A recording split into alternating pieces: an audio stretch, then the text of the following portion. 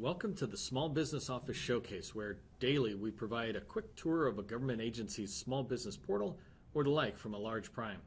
We understand that as a small business, time and resources are limited. We hope by quickly summarizing this information, we'll save you time and perhaps put you one step closer to your next contract. In this episode, we'll focus on the Department of Agriculture. The information you see on this slide is in the video description, so don't worry about having to capture it. Let's go ahead and take a look. You'll notice that we have our 6 bullets, and they all have links, so we're going to just move forward. I have them open already, and we'll flip through them. So first, let's go ahead and go to the OSDBU site. It's a nice, clean site. I like it. I think you're going to find a lot of good information here. This is interesting. They got a legend for events that they might begin to put up there. The next thing that we were looking at is to find out whether they've got their events tab showing. And so let's go ahead and go here, and they do. When you click on the events link, you'll see that they have sessions in.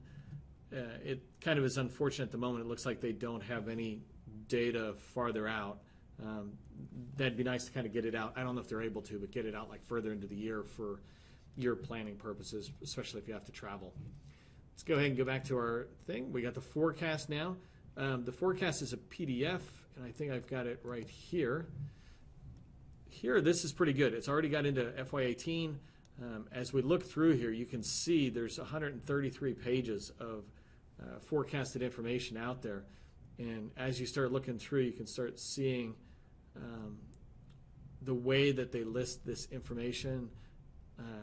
Right here, you've got the legend for the information they've got. So the price ranges when you're trying to figure out what kind of opportunities to go for. For example, as a small business, you might avoid over the 10 million, but go after G on down. That's really helpful information. And because inside of agriculture, there's all these other agencies or offices that buy on their own, you would be working with them directly. So, taking a look at those guys. But as you come down, they've got a great legend that just makes it easy to find things.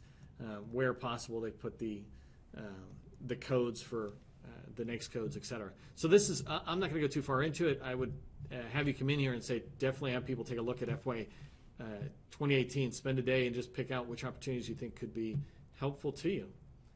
Coming back to it, the next thing is the subcontracting. So we're trying to find out where there are opportunities for you to subcontract on contracts that aren't set aside but are over a certain threshold.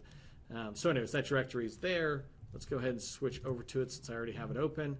Here you can see it's the 2017, but from my perspective, it doesn't really matter because this is telling me now who all the people are. You can read this document yourself, but again, with 19 pages of prime contractors, this is awesome. So you can kind of come through and see who's in there. I love this part that it gives you the people to reach out to. So if there's 19 pages, and let's say there's 4 people per page, you're looking at a good 50, 60 people that are possibly on here that you can reach out to and begin to build a relationship depending on what services they have. So some of them are pretty good too. They say no subcontracting opportunities. You can push this table into Excel, filter it out if you want. But anyways, here's great contact information. This is how, if you're just getting started and you're really trying to build your business, subcontracting is the absolute best way. I think everybody advises start your business off. If you don't already have a prime contract, then just start it off with subcontracting. You build experience, let somebody else manage the contract, but you can manage the work and showcase what you can do. That is the subcontracting. The next one, registration. I looked in there to see, and hopefully Department of Agriculture, if they watch this video, will let me know. I'm going to be reaching out to them as well, but they have no unique registration process that I can see. Some agencies do. And then contacts. The last one is contacts. They're here. And they have a nice list of contacts for the different agencies within there. So you see as you scroll down, you've got a good amount of people you can reach out to learn more about their organizations and how they might procure that might be different than just at the national level. So that's a good piece of information. All of this, again, is available. I got it all from right here at their site. Their site's a very good site. I really like it. So you can reach off to it.